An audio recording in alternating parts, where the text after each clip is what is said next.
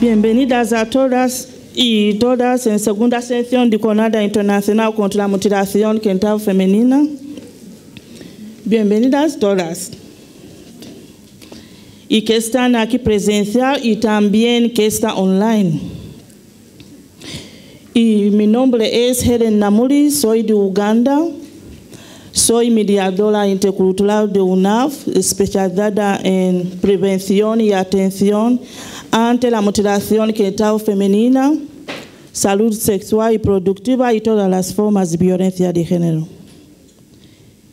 Bueno, presento mi mesa, nuestra mesa que tenemos, innovar en la atención para transformar la realidad. Estamos acompañados con 4 profesionales y aquí tenemos María Ángeles Rodríguez Benito, coordinadora de área de culturas, géneros y sexualidades de UNAF. Bienvenida. Gracias. Y Elio Mushengezi, coordinador de área sociojurídico de la Fundación Mercedes Migraciones. Ima Martínez Cerrillo y Ignacio López Martín, fundadores de INSEX, Iniciativa Sexológica y Acción Social. Muchas gracias. Bienvenidas todas. Bueno, y lo que hemos escuchado todo aquí, así continuamos en la segunda sesión.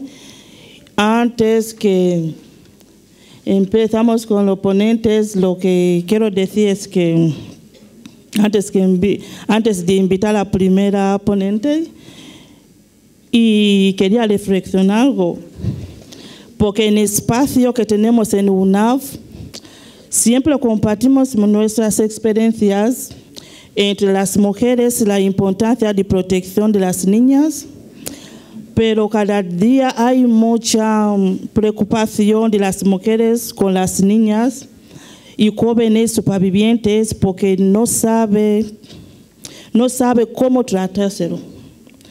Y también conocer la realidad, cómo puede recuperar esa confianza entre ellas y las niñas.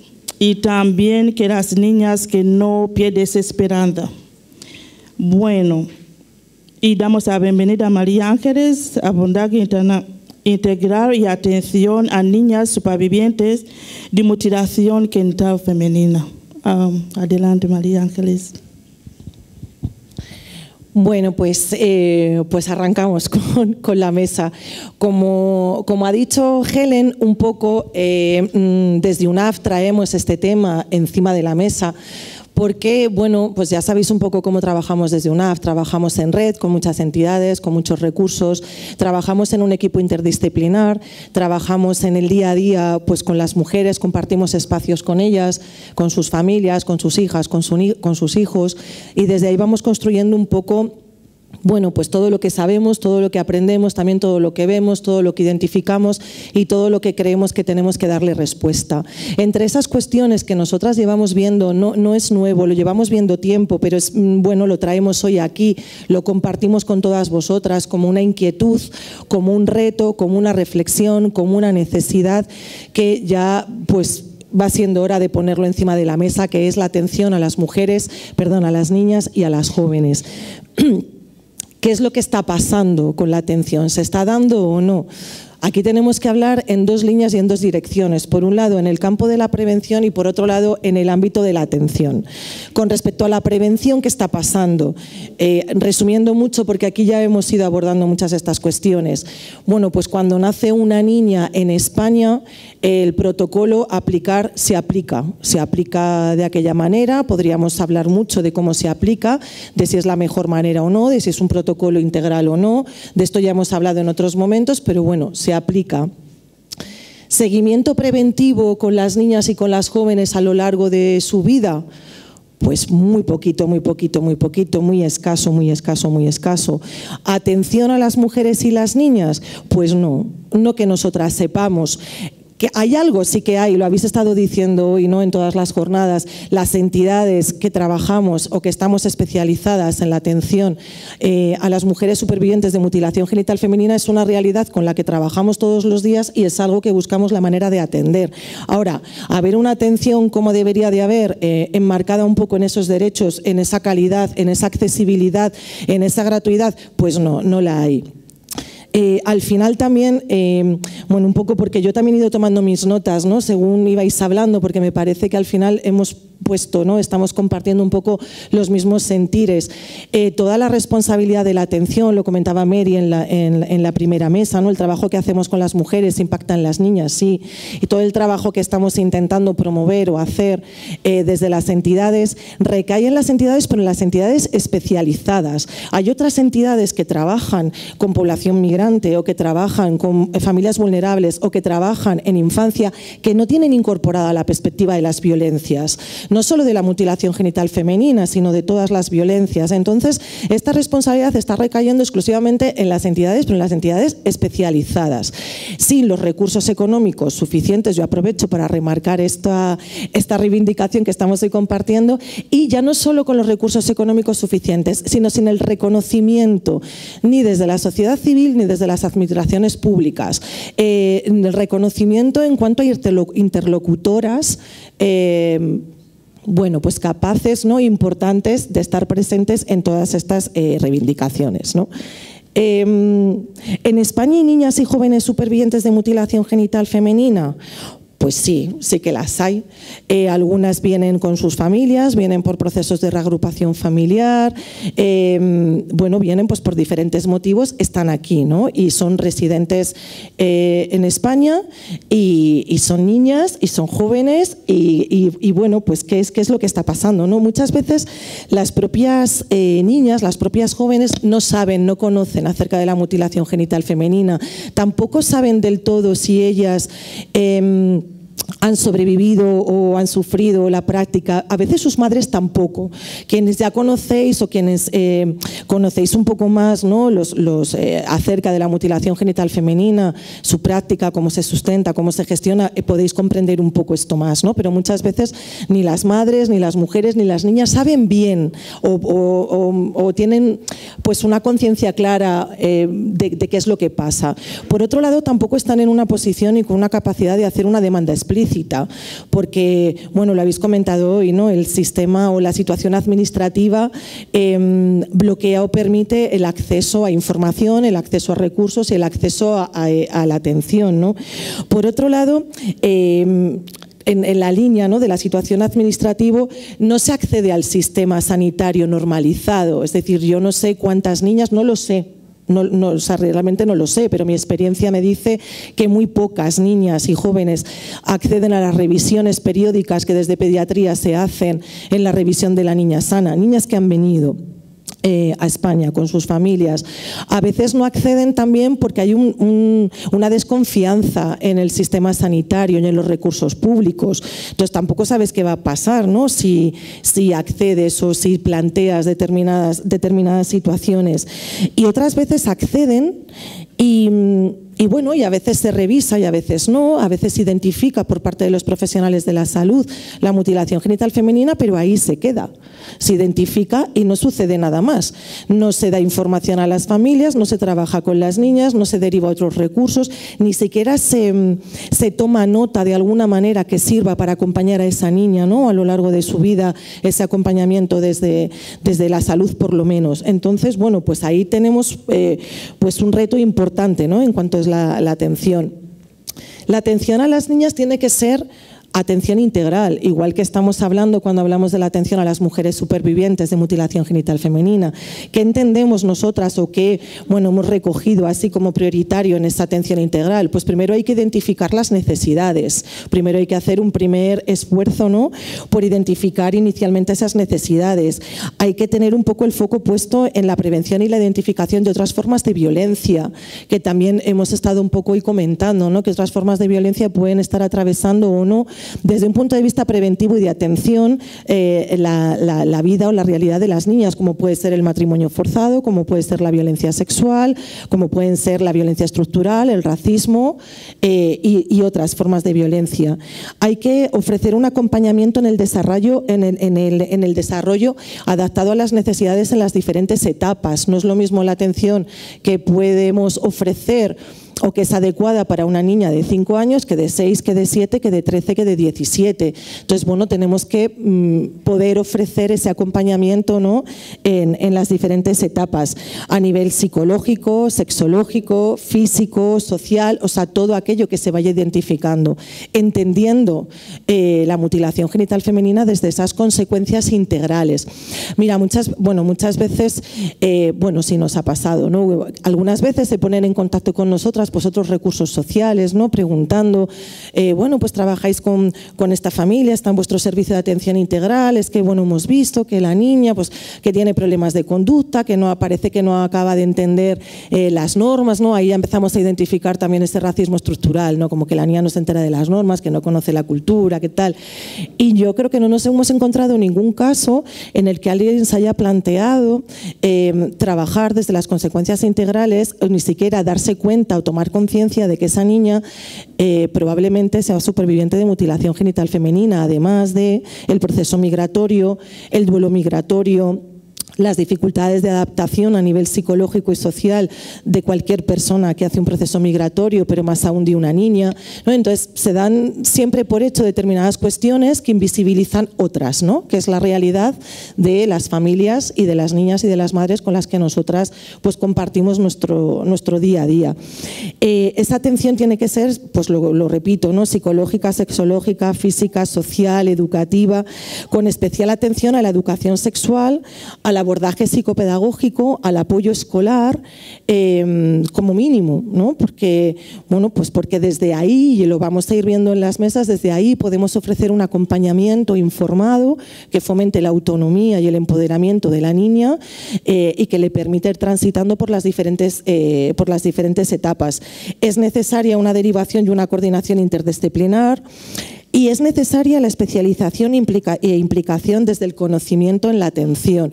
Yo creo que todas las personas que trabajen desde donde trabajen, desde la atención, tenemos la obligación y la responsabilidad de hacer un esfuerzo por aportar todo nuestro conocimiento en la atención a la mutilación genital femenina.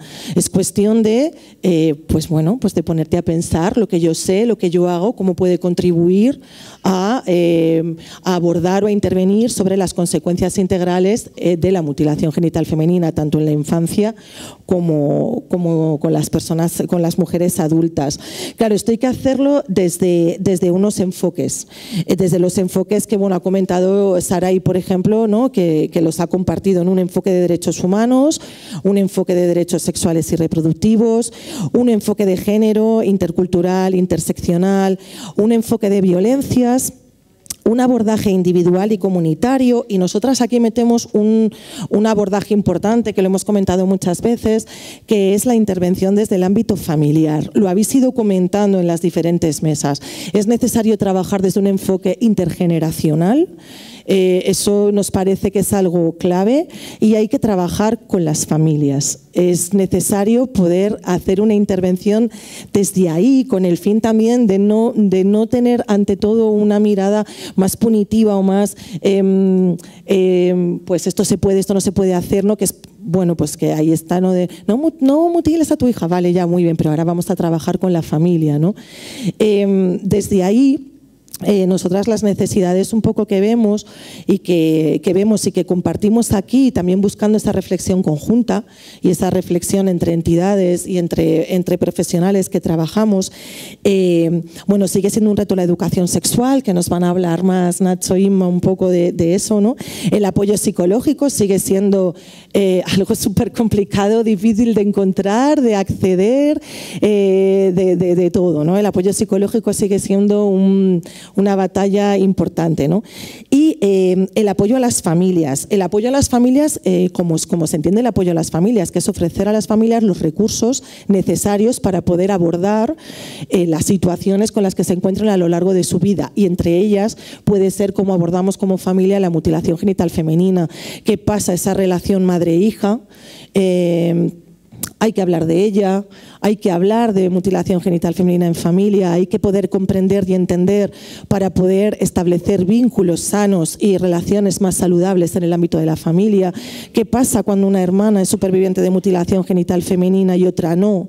¿Qué sucede ahí entre las hijas, los hijos, las hermanas, los hermanos? De eso hay que hablar, eso hay que trabajarlo, eso hace falta recursos, ¿no?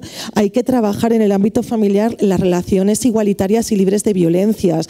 Antes estábamos hablando del trabajo con hombres. Bueno, el trabajo con hombres, el trabajo con las familias, el trabajo con las mujeres y también el trabajo en la identificación de violencias, en la prevención y en la erradicación de esas formas de violencia, ¿no? Que también se sustentan en las relaciones familiares.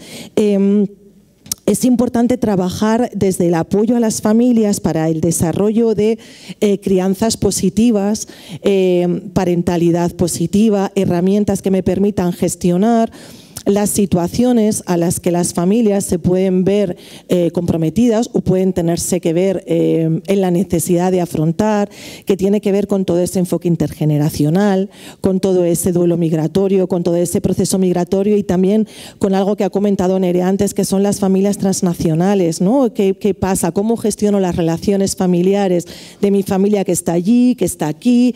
En el ámbito concreto que estamos hablando de la mutilación genital femenina, ¿cómo impacta eso en la vida familiar, en las relaciones familiares, en lo afectivo, ¿no? en lo cotidiano y no tanto en lo cotidiano? ¿Qué hacemos desde UNAV? Pues nos estamos intentando poner las pilas con este tema muy en serio, llevamos tiempo, no es la primera. Hoy os lo contamos aquí en estas jornadas, pero llevamos tiempo dándole vueltas.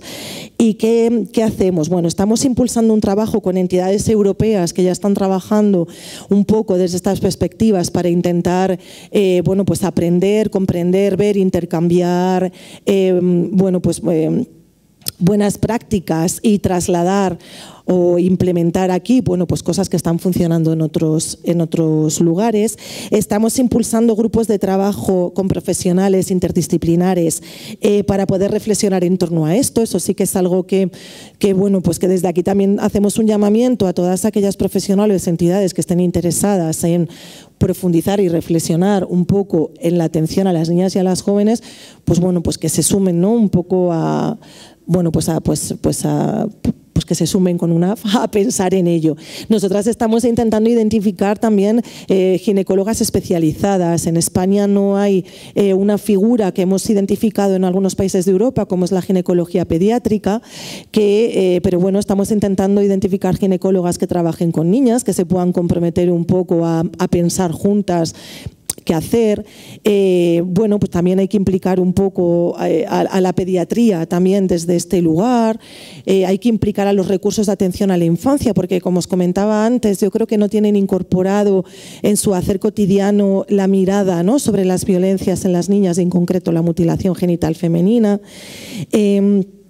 Estamos formando a profesionales de diferentes sectores, hacemos y promovemos encuentros familiares, encuentros también desde lo lúdico, que es algo que también se ha comentado hoy bastante, ¿no?, la importancia desde lo lúdico. Estamos con alguna experiencia piloto en el trabajo con las niñas y los niños a través del juego, para trabajar determinadas cuestiones que tienen que ver con las violencias, con el racismo estructural, para poder luego hablar de otras cosas desde la seguridad, ¿no? Estamos en coordinación con escuelas infantiles y centros de salud, y hemos iniciado ahora un esfuerzo especial en las escuelas infantiles y en los coles, porque nos parece un espacio privilegiado para poder trabajar desde la prevención y desde la atención. y estamos dando respuesta a las demandas que recibimos en este sentido. O sea, recibimos muchas llamadas, sabemos que o sea, realmente las entidades y las profesionales que trabajamos en el día a día es una realidad con la que nos encontramos. Y en UNAV recibimos muchas llamadas de ¿qué hago con esto? ¿Qué pasa? ¿Qué hay? ¿Qué se puede hacer?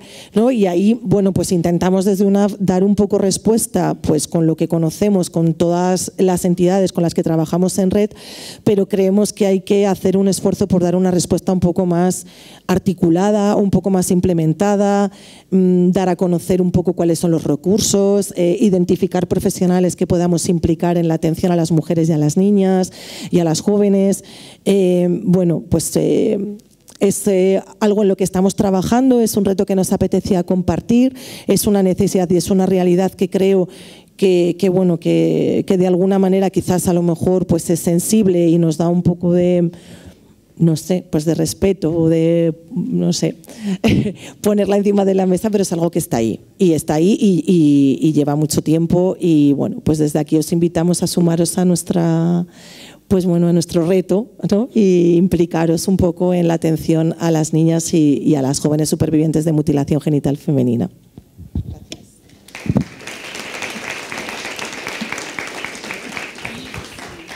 Muchas gracias.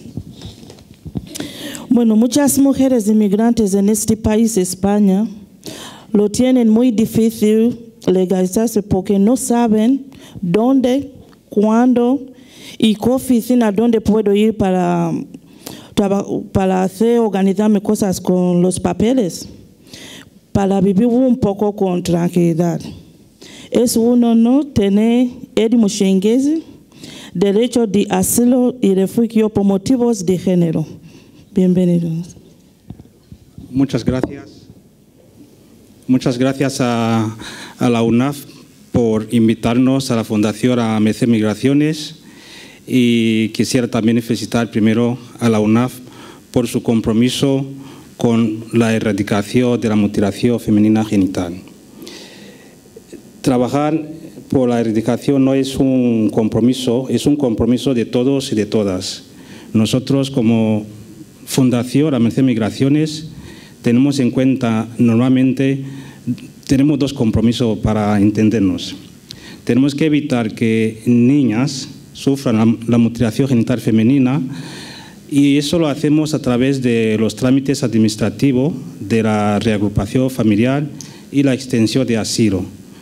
Esta mañana se ha hablado de las dificultades, me alegro de haber estado aquí, de las dificultades que está habiendo con el tema de la reagrupación familiar y eso me interpela a mí también directamente porque yo también hice una reagrupación familiar. Hemos tramitado reagrupación familiar en la Fundación AMC Migraciones. Tenemos jóvenes residentes con nosotros que proceden de algunos países en los que se practica la mutilación femenina genital y esos jóvenes el día de mañana van a tener que tramitar también el tema de van a tramitar la reagrupación familiar. Sí que me ha interesado mucho la conversación de esta mañana porque lo tenemos que tener en cuenta nosotros. Es verdad que formamos a los jóvenes que tenemos, damos talleres sobre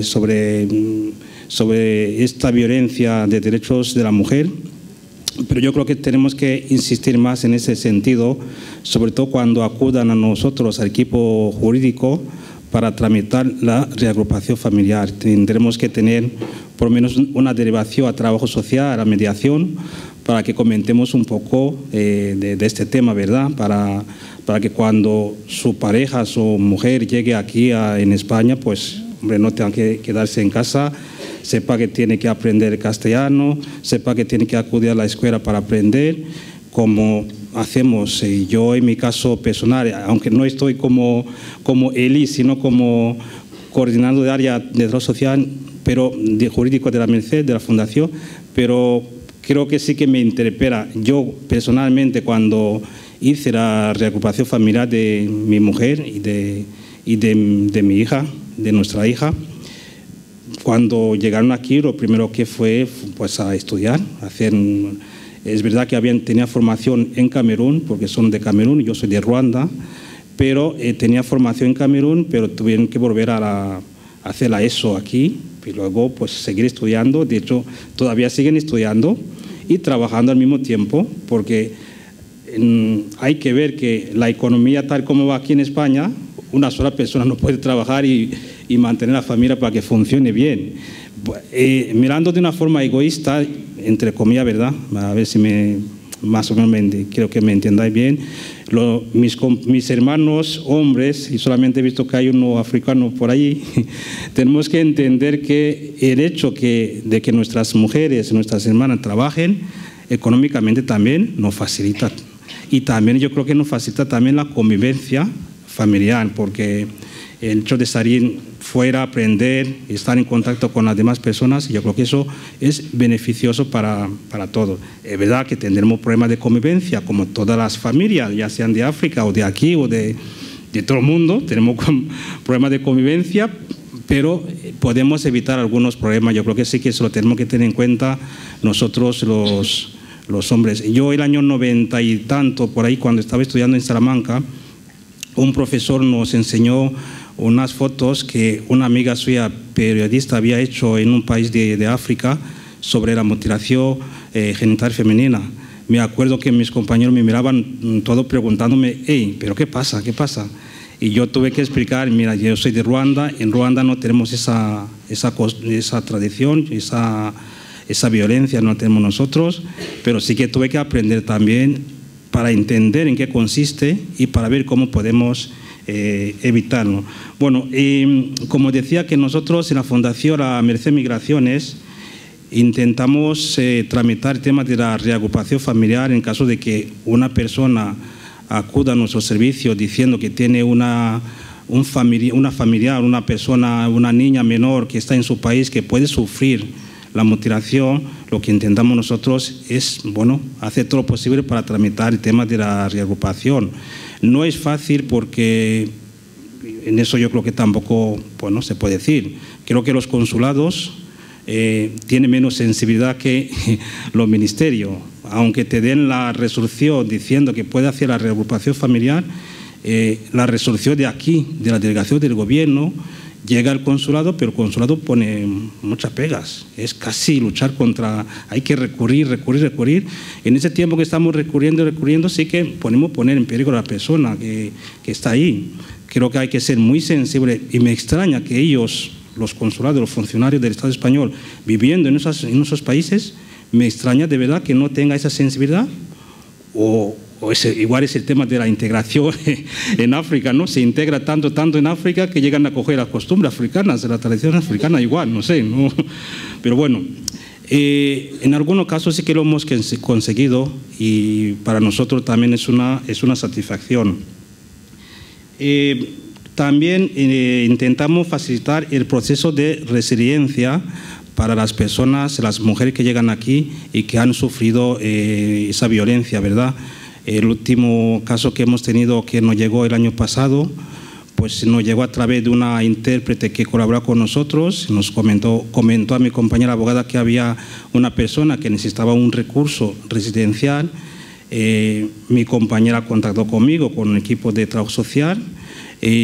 Mientras ella seguía haciendo la primera entrevista, la persona no manifestó que había sufrido esa violencia, simplemente manifestó que era un matrimonio forzado. Pero siguiendo con las entrevistas, mientras nosotros estábamos buscando otros recursos, se descubrió que había sufrido la mutilación, ¿verdad? La mutilación. Entonces, en ese caso ya lo que es la gestión del caso cambió completamente, porque se movilizó la psicóloga, trabajo social, equipo jurídico, incluso dirección, porque la persona está viviendo en un sitio que no nos parecía adecuado en ese momento. Podemos poner a esa persona en un recurso, una plaza de emergencia que tenemos para proteger a esa persona. Mientras tanto, la abogada contactó con ACNUR para conseguir una cita. Me imagino que todo el mundo sabe que no hay cita para pedir asilo en España. Es una cosa impresionante. No sé dónde están las citas. O sea que es imposible. Pero en este caso, como era un caso especial, contactamos con ACNUR. ACNUR pues intervino con sus medios, conseguimos una cita. Mientras tanto, yo contacté con Cruz Roja también, porque saber que hay plazas que pertenecen al Ministerio en el sistema de acogida. Para que una persona entre en el sistema de acogida tiene que pasar por la valoración de Cruz Roja, y eso también tarda bastante. Y contacté con Cruz Roja y agilizar un poco, contar un poco el tema. Otras entidades también nos habían ofrecido una plaza para esta persona, pero afortunadamente ya conseguimos que entrar en uno de los recursos que tenemos. Tenemos 9 plazas para las mujeres nosotros en la fundación, y la persona ya estuvimos trabajando desde todos los ángulos, clase de español, formación, y afortunadamente menos de un año y algo, pues la persona ya está trabajando, se ha independizado, y estamos intentando ver cómo podemos seguir con trámite, porque tiene otras necesidades en el país de origen que creemos que sí que hay que atender, porque sí, tiene que ser una integración, digo, una atención integral, perdón. Para no alargarme mucho desde la Merced, creemos nosotros que debemos seguir fortaleciendo las buenas prácticas, sobre todo el principio de no devolución. Cuando una persona llega a España, lo estamos viviendo, tenemos plazas de atención humanitaria que las personas que están llegando a Canarias y llegan a Madrid, pues algunas personas están viviendo con nosotros, que les dan solamente un mes para estar con nosotros. En un mes realmente no se puede hacer nada. Todas esas personas que llegan vienen con una orden de devolución firmada por la delegación del gobierno, por la policía. Lo que nosotros creemos es que en esa primera entrevista que hace la policía de identificación, se deberá identificar las mujeres que han sufrido la mutilación genital femenina, para que en ese caso no tengan que pasar por un proceso largo, sino que tenga un canal directo para que podamos trabajar con esas personas y conseguir la protección internacional cuanto antes. Obras son amores, y nosotros decimos que defendemos los derechos, que el Estado español defiende los derechos, que estamos luchando contra la violencia de género, tenemos que tener en cuenta ese aspecto.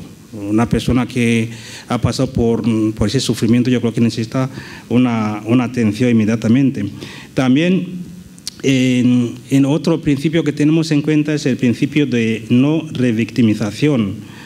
En este caso tenemos que comprometernos. Yo creo que a nadie le gusta ir contando su vida a una persona, a otra, sobre todo a personas desconocidas. Con que un profesional haga un informe explicando la situación, yo creo que todos los agentes intervenientes ya deberán tener en cuenta ese informe, y ya está. La policía deberá confiar.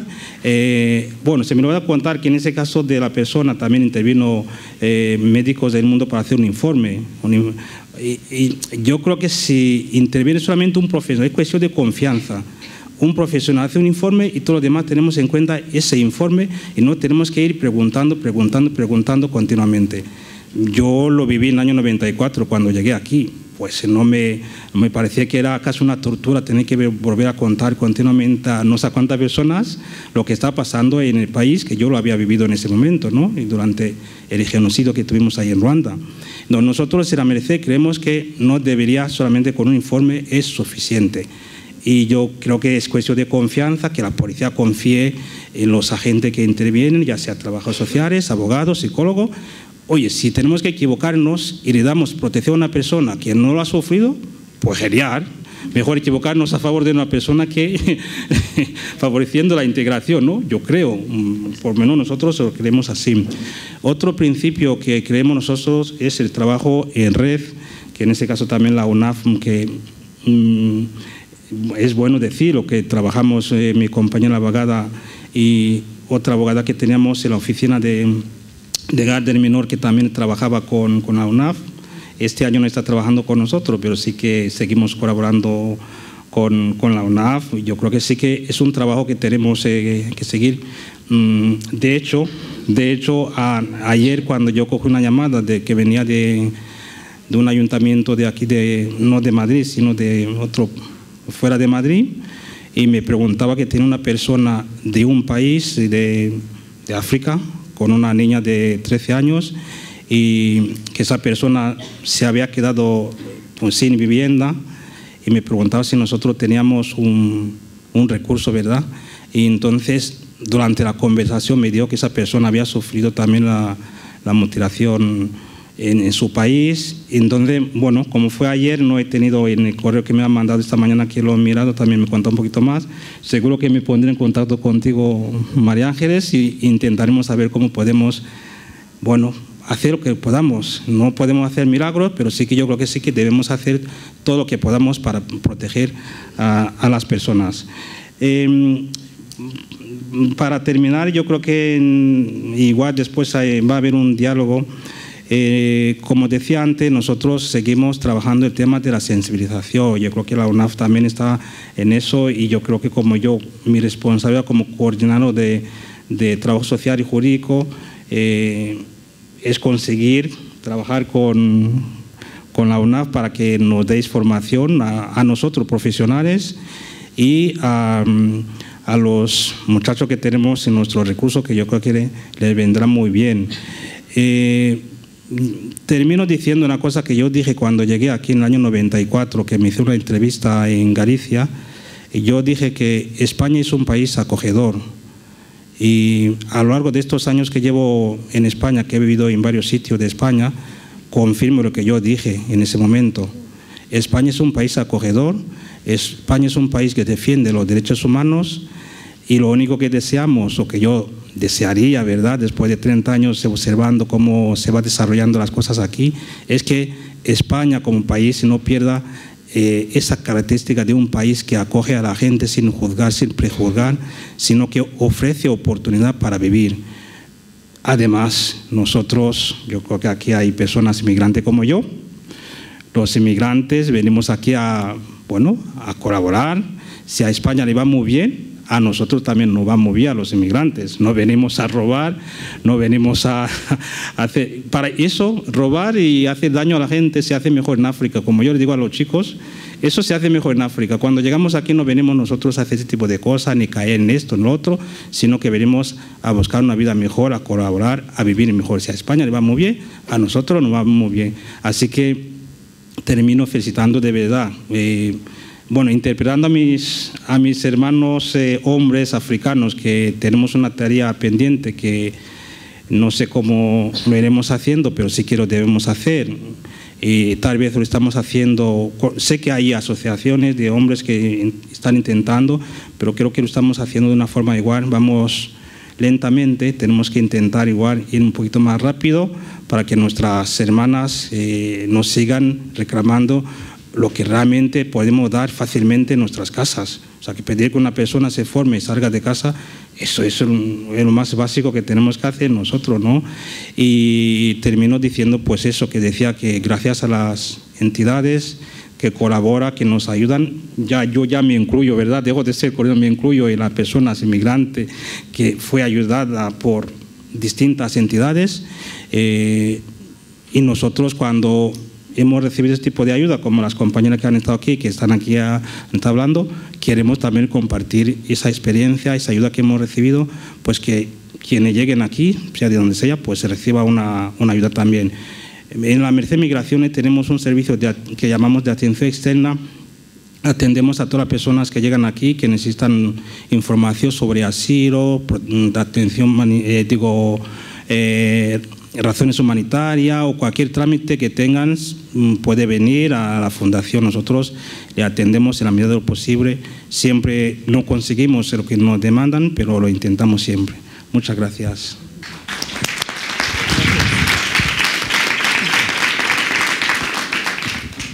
Bueno, muchísimas gracias.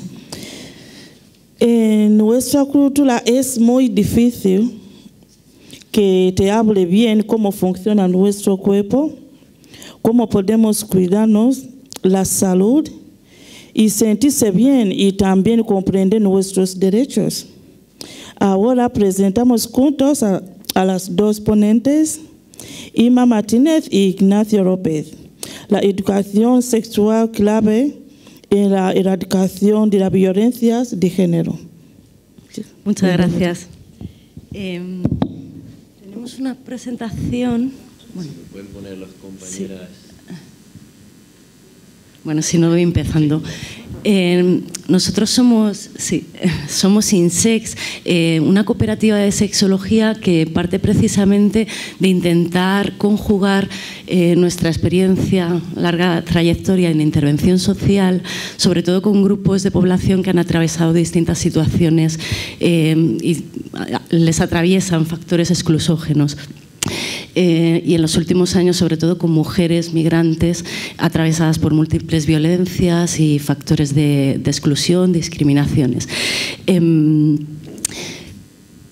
En nuestra trayectoria y cuando ya nos formamos en sexología sí que nos dimos cuenta de que igual esa mirada que a nosotros nos aporta la sexología, que es la que queremos compartir hoy aquí, le estaba faltando, ¿no?, a esas entidades del tercer sector y a esas profesionales que intervenían de forma directa con estas personas. En la cooperativa lo que hacemos es trabajo de educación sexual con infancia, desde educación primaria normalmente, hasta bachillerato, ciclos formativos, universidad, también con familias, tomando un poco el reto que nos daba María Ángeles. Formación a profesionales y a ONGs, ¿no?, con esta idea de intentar conjugar e incorporar esa mirada de la sexología. Y también asesoramiento, ¿no?, consulta de sexología, que también se ha nombrado en algún momento. Nosotros, claro, antes de empezar tenemos que hacer un pequeño apunte, ¿no?, en torno a qué es esto del sexo. Y vamos a citar a uno de esos primeros sexólogos que también tenía en cuenta ese enfoque transcultural, porque desde ahí recogía la diversidad del hecho de los sexos. Havelock Ellis, en 1897, decía que consideraba el sexo la cuestión central de la vida, que se hallaba en la raíz de la vida. Esta idea de sexo que presenta Havelock Ellis no tiene que ver con lo que hacemos, ¿no?, esas prácticas que podemos llevar a cabo, o con lo que tenemos normalmente, se relaciona con los genitales, sino con lo que somos. Nuestra idea de sexo con la que trabajamos es que el sexo es un hecho constituyente, nos configura como los hombres y las mujeres que somos o que vamos siendo, porque también es un hecho biográfico. Nos va pasando y nos vamos construyendo a lo largo de toda nuestra vida. A veces atravesados por hechos biográficamente relevantes o sexualmente significativos que pueden cambiar el modo en el que nos vivimos como hombres y como mujeres. Por ejemplo, una experiencia de mutilación genital femenina o proyectos migratorios de determinados tipos. Cuando pensamos en este sexo que somos, lo pensamos desde tres dimensiones, ¿no? La dimensión identitaria, que tiene que ver con el modo de ser mujer o de ser hombre. La dimensión erótica, que tiene más que ver con esos encuentros y esas búsquedas. Y la dimensión convivencial, que también a nosotros nos gusta poner en valor precisamente esa dimensión convivencial, ¿no? Hemos hablado mucho de violencias, pero si algo podemos aportar como sexólogos es precisamente trabajar en torno a las convivencias.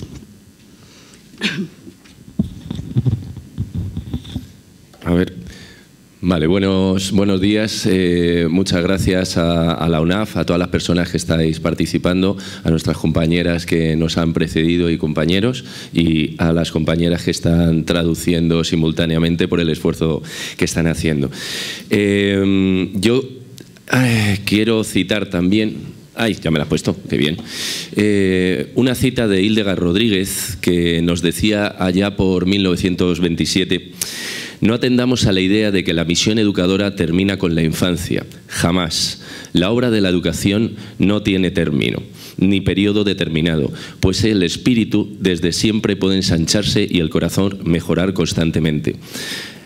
Esto que nos decía Hildegard en 1927, con 13 años, yo tengo 45 y creo que no diré nada tan lúcido en mi vida, pero bueno, con 13 años Hildegard ya lo decía, nos lleva a esta idea de educación sexual, que además os quiero agradecer a todas las personas que habéis intervenido y a UNAF, porque estamos muy contentas de que se diga educación sexual.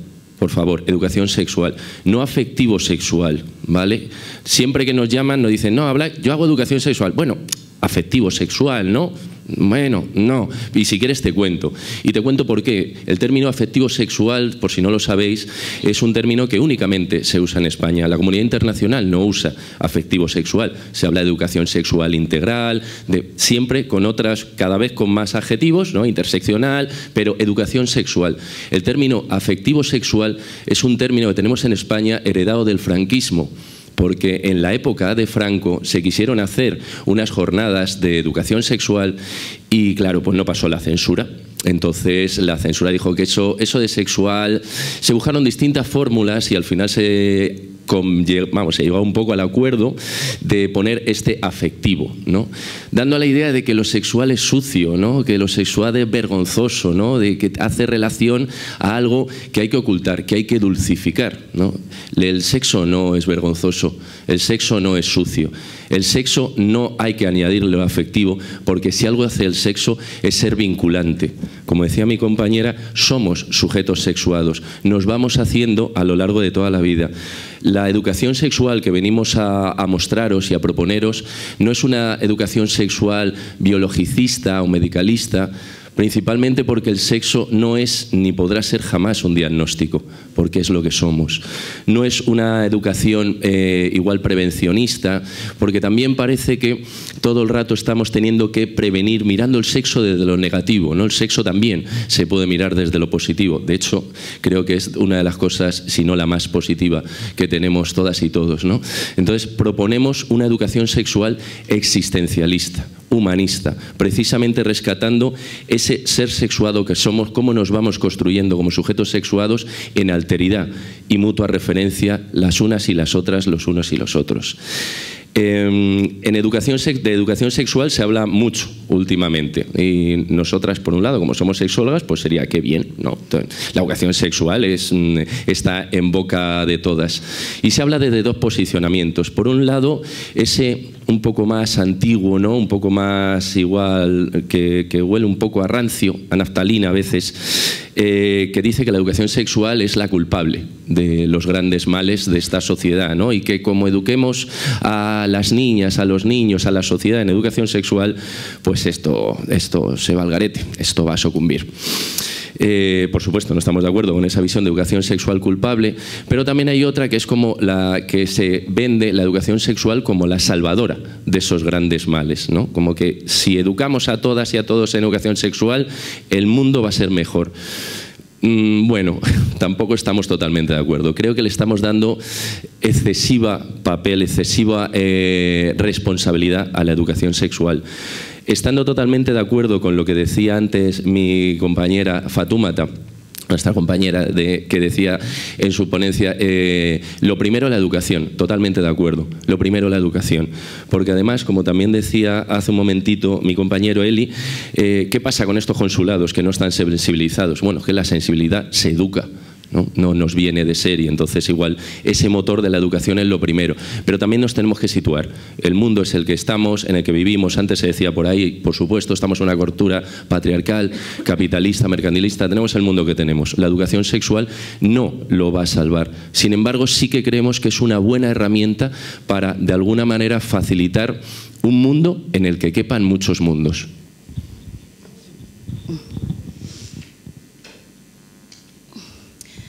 Con esta idea de educación sexual, ¿no? Casi como una formación o un crecimiento personal, nos preguntaríamos cómo, cuándo, incluso por qué hacer educación sexual.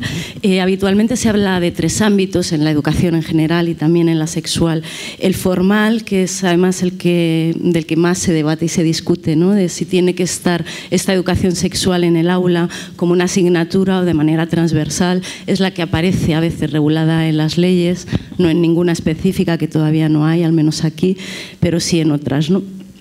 La no formal, que tendría que ver con qué hacemos en determinados talleres normalmente, ¿no? Aquí habéis hablado de talleres de salud sexual, reproductiva, de talleres de encuentro, ¿no? De grupos de mujeres supervivientes.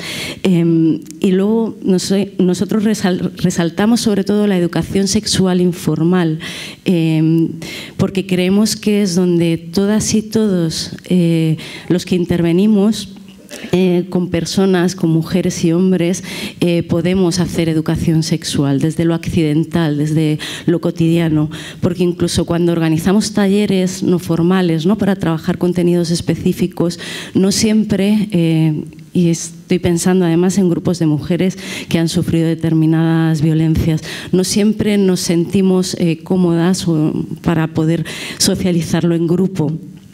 Pero si somos capaces de mostrar que se puede trabajar de otras formas, ¿no?, que vamos recogiendo las cosas que nos va llegando en otro tipo de intervenciones, sí que podemos incorporar esta mirada. Que sea algo accidental o cotidiano desde lo informal no quiere decir que no tenga que estar pensado. Precisamente nosotros lo que reivindicamos es que si tenemos presente y tenemos en mente el hecho sexual humano, es más fácil que podamos aprovechar determinadas oportunidades pedagógicas para abordarlas, ¿no?, para dar determinadas ideas valiosas a las mujeres y a los hombres con los que trabajamos. Las estrategias que habitualmente utilizamos en intervención social son o maridan muy bien también con la sexología.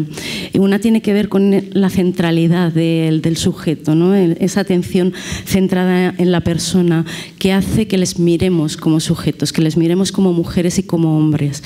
Es una mirada capacitadora, ¿no?, frente a esta idea que ha salido también en las jornadas de intentar evitar esa mirada infantilizadora, ¿no?, esta idea de la atención centrada en la persona lo que nos posibilita es capacitarles, ¿no?, a través de nuestra mirada, reconociéndoles la responsabilidad y la autonomía para tomar sus propias decisiones. Trabajamos con los vínculos, ¿no?, y esto es algo que creemos que tenemos que cuidar. Y vínculos que nos dan a las personas profesionales, también a las mediadoras, esa autoridad educativa. Tenemos algo que aportar, ¿no? Y tenemos algo valioso que ofrecerles y son estas personas, estas mujeres, quienes nos van a dar permiso, en todo caso, para educar, ¿no?, nos van a dar esa legitimidad. Trabajamos también desde el acompañamiento, que también se ha nombrado en varias ocasiones. Acompañamiento etimológicamente quiere decir compartir el pan, ¿no? Es compartir parte del camino y compartir algo vital que nos une. También se ha hablado de trabajo en red. A mí me gusta más trabajo en red que derivar, ¿no?, porque la idea de derivar, también atendiendo a su significado, tiene que ver con dejar a la deriva, ¿no?, y ya bastante tienen las personas con las que trabajamos. Y por último, la idea de oportunidades pedagógicas, ¿no?, de que aunque sea esta educación sexual informal o accidental, como nombramos nosotros, podemos aprovechar determinadas oportunidades pedagógicas, porque esta educación sexual también es inevitable. En nuestro trabajo y en nuestras intervenciones vamos a ofrecer ideas sobre modos de ser hombres y mujeres, sobre cómo nos relacionamos, cómo queremos convivir. Si lo ponemos en el centro, evitamos que sea una educación sexual marginal, ¿no?, que el sexo vuelva a quedar en los márgenes, porque, como decíamos antes, está en el centro, ¿no?, es configurador de los sujetos. Teniéndolo pensado y organizado, es más fácil poder atender y poder entender a las personas con las que trabajamos. Y no, la anterior, eso. Queremos rescatar también una cita de Marcos Sanz, uno de nuestros grandes maestros, que dice que intervenir significa la sutil alianza entre entender y atender. Entender rigurosamente para atender exhaustivamente. Queremos poner en valor precisamente este trabajo que ya todas y todos estáis haciendo con las mujeres supervivientes de mutilación genital femenina y en general con todas las personas con las que trabajéis, desde esa vinculación que estaba hablando antes Inma, y rescatar el binomio, de alguna manera, entender y atender, ¿no?, que además nos lleva a un doble movimiento. Por un lado, entender, que etimológicamente sería también una extensión hacia adentro, ¿no?, una comprensión, y atender una extensión hacia afuera, un acompañamiento. El conocimiento, la comprensión, inevitablemente nos lleva a un cambio de mirada, a un cambio a cómo estamos viendo a las personas con las que trabajamos, recordando que la única manera de atender de manera con calidad y calidez, podríamos decir, es escuchar sus relatos, porque ellas son las grandes expertas de su vida. Nosotras acompañamos en la medida que podemos y todas podemos acompañar, seamos desde recursos específicos que se nombraba antes o no. Ese cambio de mirada, ese pasar de un movimiento hacia adentro de comprensión y hacia afuera de acción, nos lleva a la inevitabilidad,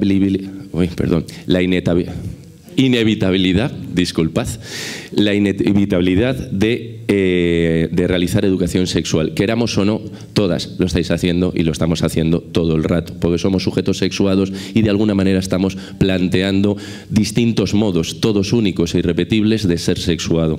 Desde ahí, como no podemos no intervenir, sí que venimos de alguna manera a plantearos una propuesta de un modelo, que es el modelo Plicit de Jack Cannon, una adaptación totalmente libre, con permiso y que nos respete el señor Anon, de los niveles de intervención desde donde podemos atender en nuestros recursos.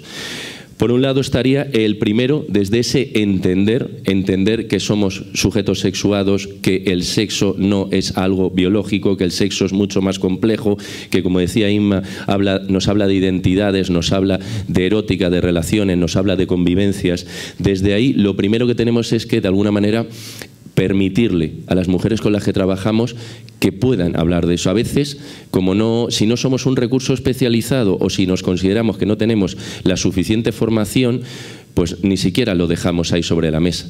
Hablar de sexo da miedo a las profesionales y los profesionales también. A veces es de, a ver si el tema lo trata otra persona, ¿no? Entonces, lo primero es hacerles ver que ese tema también, trabajemos lo que trabajemos. Oye, es que yo soy un recurso de orientación laboral. Ya, muy bien, pero es que igual esta mujer está vinculando contigo. Y esa vinculación que está teniendo contigo, esa relación es tan válida y valiosa que hay que acogerla, porque a lo mejor luego va un recurso especializado y no cuenta nada, como muy bien decíais antes las compañeras, ¿no? En el momento que vinculan, que habéis dicho antes también, ¿no? De cuando están en el grupo y cuentan cosas que nos sorprenden, ¿no? Claro, eso es oro, eso es oro. Es ahí, desde ahí de donde tenemos que tirar.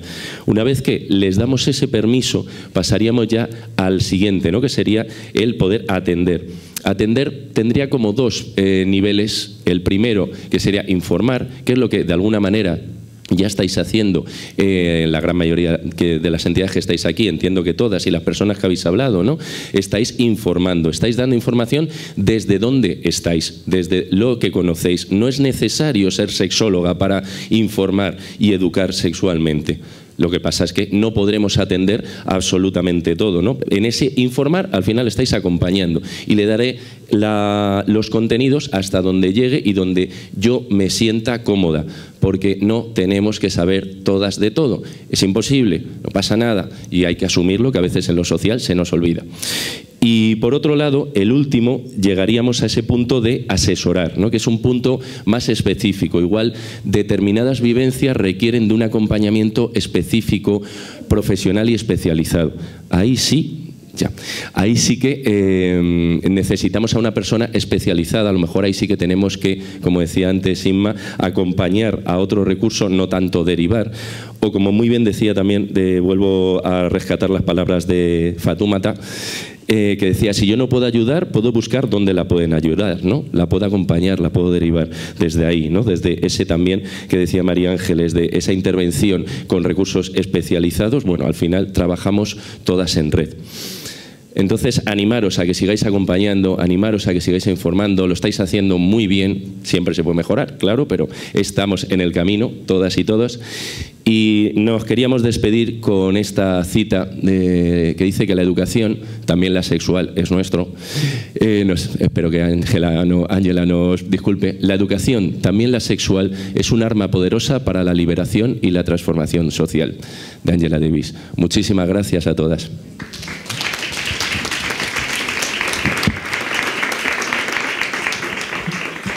Bueno, muchísimas gracias a todos con lo que habéis compartido con nosotras. Sinceramente, si todo lo que hemos aprendido hoy lo ponemos en práctica, llegaremos muy lejos en la erradicación de mutilación genital femenina y todas las formas de violencia de género. Muchísimas gracias.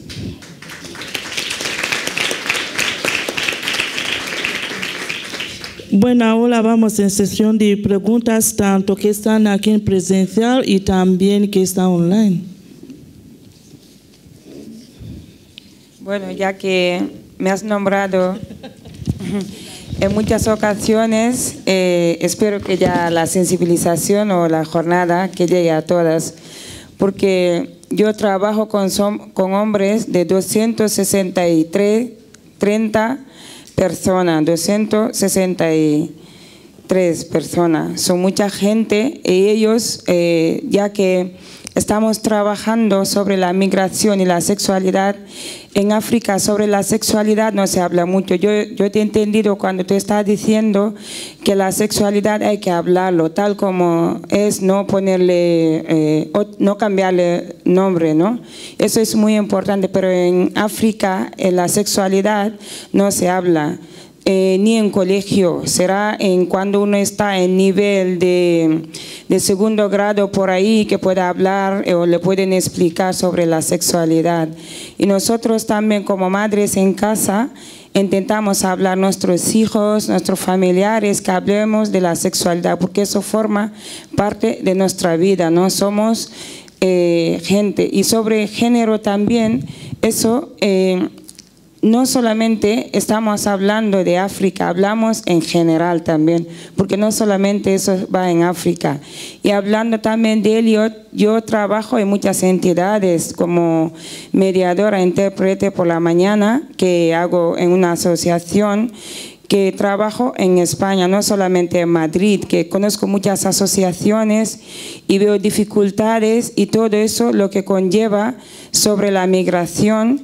Y veo cambio, de verdad, aunque no como queramos, pero estamos viendo avance. Tú llevas 30, pero yo llevo 20 también. Y con todo ese recorrido del tiempo, hemos visto cambio sobre la migración, sobre las mujeres, la mutilación genital femenina que está valorando, aunque falta mucha información. Espero que llegue a todas también. Como ha dicho François, de que esto está recogido y se está trabajando y está llegando hacia las mujeres. Como dice Yara sobre la mediación, y como mujer facilitadora de mediación intercultural, no hemos dado abasto, es que no llegamos a todo, no podemos con todo, necesitamos más ayuda y que los profesionales también que nos valoren, porque en situaciones cuando hablamos en la mediación, no cuando en español se dice y en mi idioma, como yo hablo Fula, Wolof y francés, lo puede decir y se acabó. Cuando ellos entienden, cuando estamos hablando, piensan que estamos mediando de más. Pero cuando habla hay que explicar, porque sí dice la psicología, a mí los chicos me dicen, yo no estoy loco. Y le digo, psiquiatría y psicología es diferente, no es lo mismo. Y el transcurso de migración, todo lo necesitamos. Yo ahora mismo si me ofrecen uno, iré todas las tardes porque la necesito. Por eso es muy importante, pero no saben el trabajo también que lleva, porque del transcurrido migratorio, el paso de las fronteras hasta llegar aquí es muy duro y muy difícil. Eso juega mucho en su cabeza, en su transcurso de migración. Muchas gracias a todas.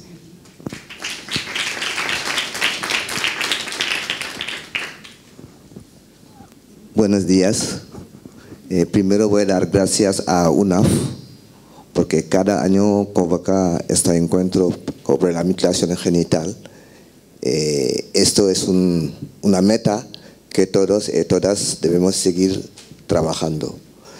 Hoy no iba a hablar, no iba a tomar la palabra, excepto cuando Eli e Ignacio me han tocado por el hecho que lo que los inmigrantes en España, dentro de las familias, por las mujeres que estaban en la primera mesa, han mostrado sus reivindicaciones, lo que viven. Por mi parte, no lo veía así, pero siempre se aprende. Me está diciendo que si Europa, los países occidentales, muchas en las tradiciones practicaban la mutilación genital, eran abandonados. Si para eliminar esta mutilación genital en los africanos o de América Latina, casi en todos estos países es prohibido por la ley, es un delito penal, pero lo siguen haciendo. Si las pocas poblaciones de África, los intelectuales, los gente que están emancipados, cogen su mano, que sea el padre o la madre, su hija y la lleva en el lugar donde se hace la mutilación genital, sabiendo que está nefasta por la salud de su hija, es que hay una razón. No se puede defender la mutilación genital científicamente. Sabemos que es contra la salud de la mujer, es contra el placer en muchas cosas. Se ha demostrado. Pero las familias africanas de América Latina lo siguen haciendo, y nos vamos a preguntar por qué siguen haciéndolo.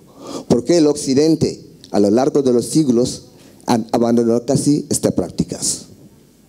Yo digo solo por la educación.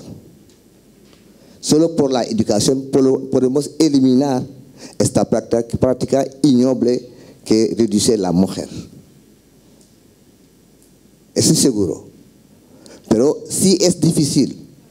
En los países africanos, al menos la diáspora que ha viajado en los países occidentales, podemos al menos, porque aquí hemos dicho que hay más de 600.000 mujeres que viven en Occidente que han vivido la mutilación genital. Aquí tenemos cifras. En África no tenemos cifras.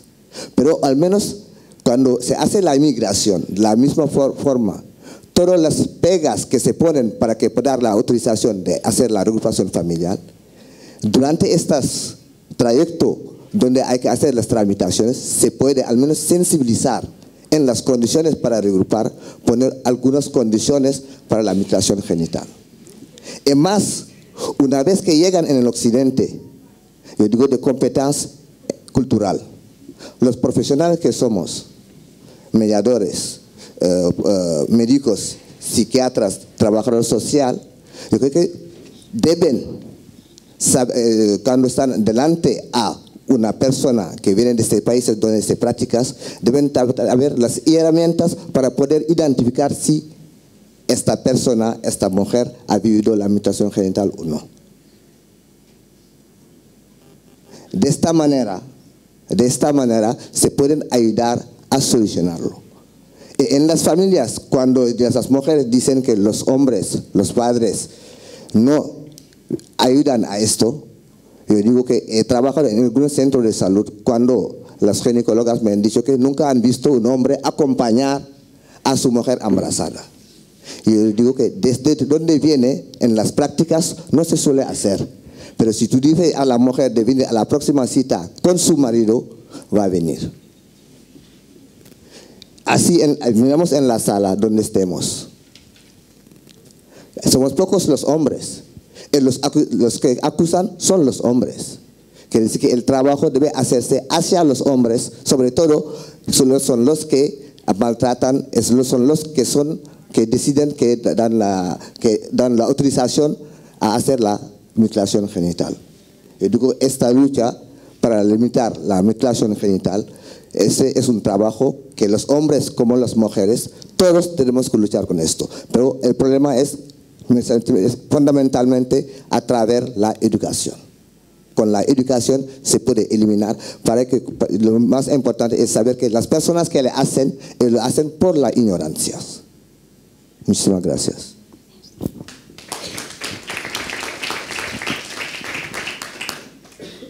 Hola, buenos días. Bueno, yo soy psicóloga, trabajo en protección internacional y he trabajado también muchos años en violencia de género, y era solo por dar algunos apuntes a lo que estabais hablando. Hablabais de las cifras de la gente que, es decir, de las mujeres que están obteniendo el refugio por temas de género. No os voy a poner estadísticas ni nada, pero básicamente que sepáis que depende de qué país vengan. No es género, es decir, en Colombia es muy complicado que te den un estatuto. si es una mujer de Afganistán es muy fácil, con somalíes ahora se están consiguiendo, pero se va a cortar enseguida. Entonces ya no es tanto el hecho en sí de cada mujer y cada caso individual, sino que el problema está siendo a la nacionalidad por parte del país de origen. Simplemente que lo sepáis, que como estabais hablando, os he hablado de esto, pues un poco daros este punto. Luego a mí me gustaría un poco, que yo creo que también ha estado un poco enlazado con lo que se estaba hablando antes del descanso, es el hecho de que hablábamos y que es un reto el tema de la educación. Claro, yo dejo una pregunta en el aire y es que en los planes de estudio de las profesiones sanitarias, como puede ser medicina, como puede ser enfermería, ¿qué se habla de esto? Absolutamente nada. Entonces yo me he encontrado testimonios de mujeres que me han dicho, bueno, pues yo he ido al médico, porque obviamente sabemos que todas tienen un montón de enfermedades por el tema de la mutilación, y de repente en un hospital me he visto, y perdonadme, pero abierta de patas, con estudiantes mirándome horrorizados como si fuera un monstruo. Cuando para ella ha sido, es decir, es su normalidad. Es decir, y de repente ven cómo las caras de esas profesionales están mirando como, pues, ¿dónde estoy? Entonces, partiendo, ¿no?, de decir de cómo se está educando a la gente que va, porque normalmente todos los problemas de las mujeres, quien los puede detectar en primer orden, son las sanitarias. Entonces, si no tienen ni idea de las sanitarias, es decir, luego ya no va a haber un acceso normalmente a lo mejor a todo lo social. Y ya no digo lo psicológico. Es decir, pero claro, al final también tenemos que partir de cómo son los planes de estudios que están formando a día de hoy a esas profesionales que van a estar en contacto semanal o mensual con esas mujeres. Bueno, lo dejo ahí.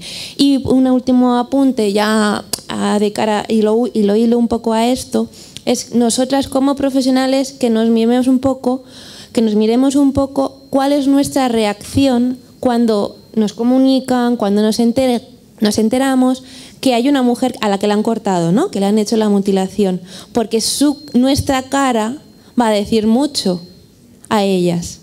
Entonces, también un poco que tengamos en cuenta cómo es nuestra reacción, cuánto es de nuestro miedito que tenemos nosotras, porque para ellas va a ser su normalidad, y a lo mejor es que ellas lo tienen tan integrado que simplemente nuestra cara de susto, nuestra cara de horror, nuestra cara de mirarla con distinta forma, ya le va a suponer un trauma.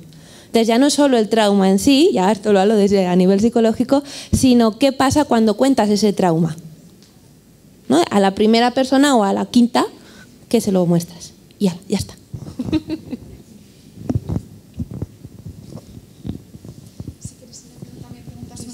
Bueno, sí, también tenemos preguntas de gente que está online. Vamos, vale. Vamos a tener la última aquí. Okay.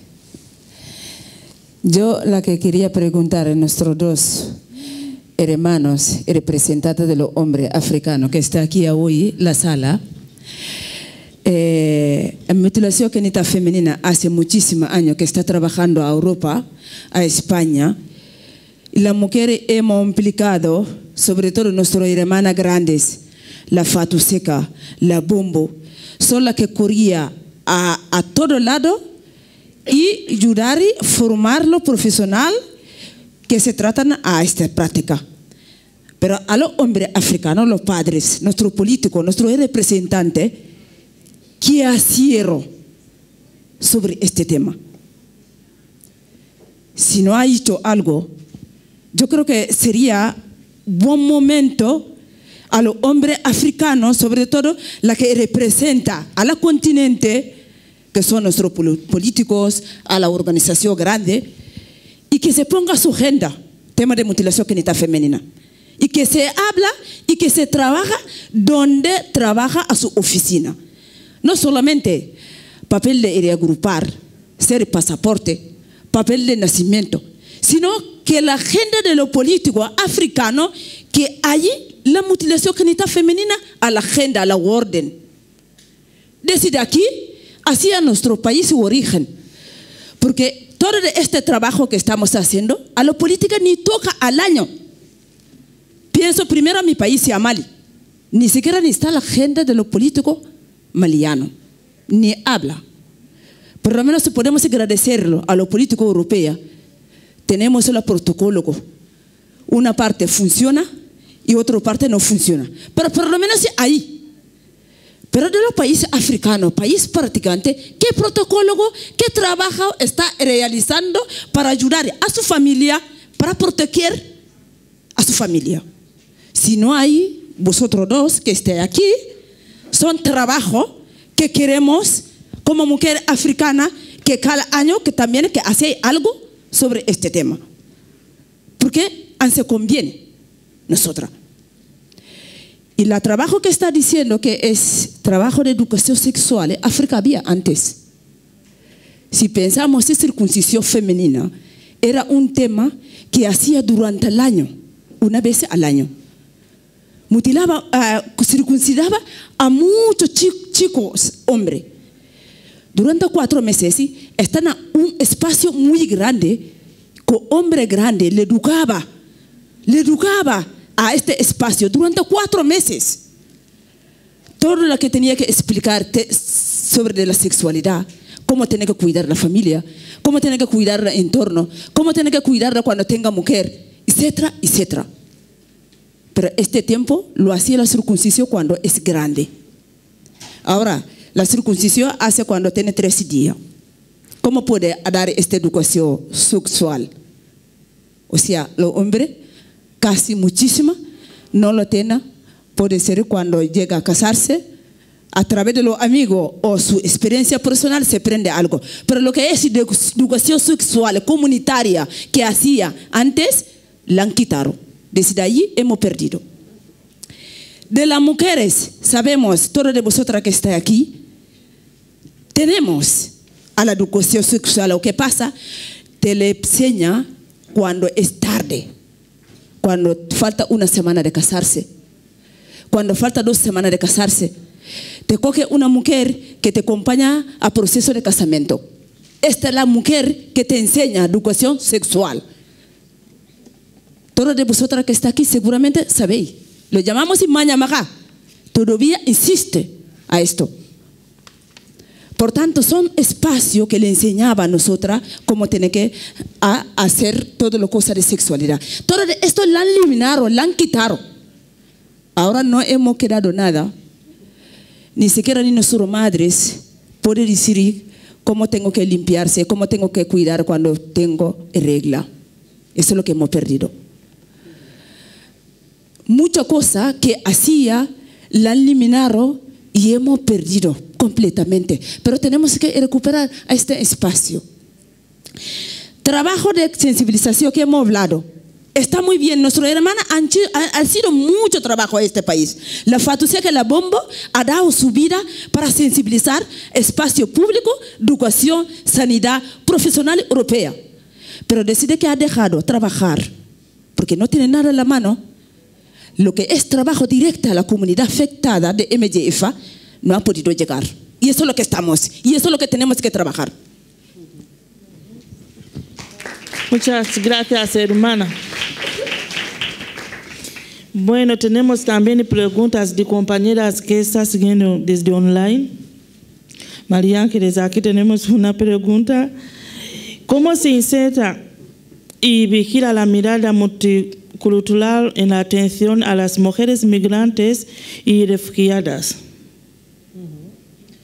Pues, a ver, un poco la respuesta sí, no solo yo, ¿no? Porque también desde lo que han aportado Inma y Nacho, pues yo creo que complementa un poco la interculturalidad. Es una manera de mirar las realidades, de mirar las sociedades, de mirar a las personas. Es tener en cuenta y partir de que la realidad es diversa culturalmente y diversa a muchos niveles, y de que los contextos culturales son muchos. Es el contexto familiar, es el contexto económico, es el contexto social, y que la cultura forma parte de esta manera de ser y de estar en el mundo. Entonces, bueno, pues es tener esa mirada, mirar desde ahí, es relacionarte desde ese entender que decía Nacho Isma, desde ese mirar profundo, sincero, honesto, sin juicio, sin prisas, ¿no? En ese hacer conjunto. Al final la interculturalidad es un hacer conjunto. No sé si así he respondido, pero bueno, es un poco desde dónde partimos, ¿no? A la hora de tener incorporada esa mirada. No sé si queréis decir algo. hay más preguntas. Y también hay una pregunta para Nacho y Ima. La reeducación sexual que propone la ley educativa sexual incorpora todos los enfoques que habéis propuesto.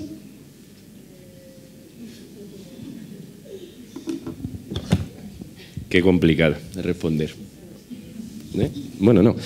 Bueno, dilo y queda así. No, queda igual.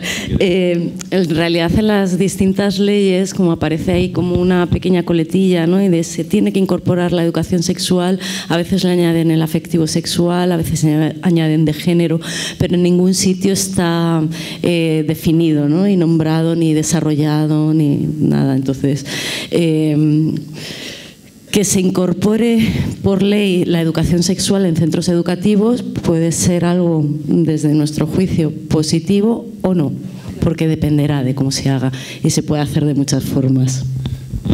Claro, fundamentalmente ese es el tema, ¿no? Que educación sexual hay muchas. Podríamos hablar de educaciones sexuales. Y como bien decía la compañera, que por cierto nos ha contado, ¿no? De educación sexual comunitaria, cada uno y cada una educa en lo que tiene en la cabeza de sexo. Entonces, bueno, pues puede haber educaciones sexuales que podríamos de alguna manera, que estaríamos contentas de que estuvieran ahí, y otras que igual nos daban bastante miedo. Entonces, no hay una ley específica, pero si la hubiera, habría que mirarla con mucho ojo. Bueno, muchísimas gracias. Y una pregunta para Eri, y para terminar. En España se debería reforzar y valorar más la mediación intercultural y de manera profesional, no solo voluntaria. ¿Qué estrategias estáis poniendo en marcha quienes trabajáis en el sector para que la administración pública le da más reconocimiento y lo dote de recursos? Bueno, no, es muy complicado. Yo acabo de terminar un curso de mediación intercultural también, o sea que ahora estoy aprendiendo y reivindicando también los derechos, ¿no? Además de ser trabajador social, que también podamos tener esa faceta. Yo creo que sí, que lo que han comentado que no se valora mucho, y sí que se tendrá que valorar mucho, sobre todo a la hora de atender a personas que vamos acompañando. Entonces, el tema en España, el tema de la profesión, yo creo que es una lucha continua, ¿no? Ya el trabajo social quieren subir, el colegio de psicólogos también, de abogados también. Es una lucha continua que no hay que perder. Yo creo que sí que tenemos que unir. Te está preguntando a ti, que me tiene que enseñar en el descanso, ¿no? Que sobre mediación. Entonces igual podemos trabajar juntos y avanzar a medida posible en ese aspecto. Creo que sí que lo tenemos que ir avanzando, y aprovechando lo que ha comentado también la hermana ahí, que los hombres africanos que estamos haciendo, o los políticos africanos que están haciendo, es verdad que no están haciendo lo que... Bueno, pueden hacer más, vamos a decirlo de esta forma, que se puede hacer un poquito más. Uno de los problemas que suele haber es que hablamos de África, cuando hablamos de África siempre es África en general, y entonces hay países que necesitan realmente una actuación política inmediata, ya. Hay otros países, por ejemplo, la zona de los Grandes Lagos, yo creo que hay otro tipo de... Yo creo, porque no estoy seguro de lo que voy a decir yo, en Ruanda, por ejemplo, Burundi, Congo, creo que en la parte de Uganda también, que se practica lo que se llama en la lengua de Ruanda gukuna, que sería hacer que los labios vaginales sean más grandes. En ese caso es justo lo contrario que se hace, porque de esa forma la mujer puede encontrar mejor el marido, de toda forma que una mujer que hay la tradición de eyaculación femenina, que si no llega a la eyaculación femenina la mujer no puede encontrar un marido. Eso también es lo digo con mucha cautela porque no tengo tampoco estudio, creo que es una violencia también, es una violencia por lo menos psicológica, desde luego yo creo que sí, porque someten a la mujer a una presión impresionante, ¿no? Donde yo creo que como África es muy grande, muchas veces se pierde toda lo que es las exigencias que tenemos que hacer. Entonces uno dice, a mí no me Es igual que el tema de la homosexualidad en África, ¿no? Muchos países de África no lo considera importante, ¿no? Y hay países que condenan a muerte a personas. En Uganda, por ejemplo, en Tanzania y en otros países, en donde, porque no lo ven como importante. Y yo creo que sí que tenemos que seguir sensibilizando. Lo digo porque nosotros en el proyecto que teníamos de LGTBI atendiendo a esas personas, es que es increíble que, bueno, que se siga condenando a muerte por, no sé, por, bueno, hasta aquí puedo leer, no voy. Bueno, ya, bueno, muchísimas gracias. No sé qué hay poner que quiere decir algo antes que cerramos. ¿Todo bien? Sí. Muy bien. Bueno, ya cerramos, pero recordamos hacer, bueno, entregar también evaluaciones. Bueno, yo quería decir algo, es algo mía, y yo pienso, la cultura ayuda a definir quiénes somos y nos ayuda a ver el mundo a través de los ojos de los demás. Si es lo contrario, entonces no es buena cultura. Muchísimas gracias.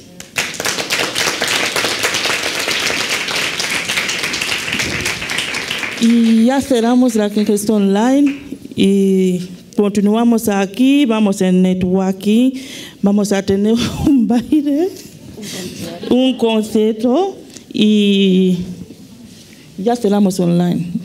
Bueno, muchísimas gracias, compis, que ha estado online y también que ha estado aquí presencial.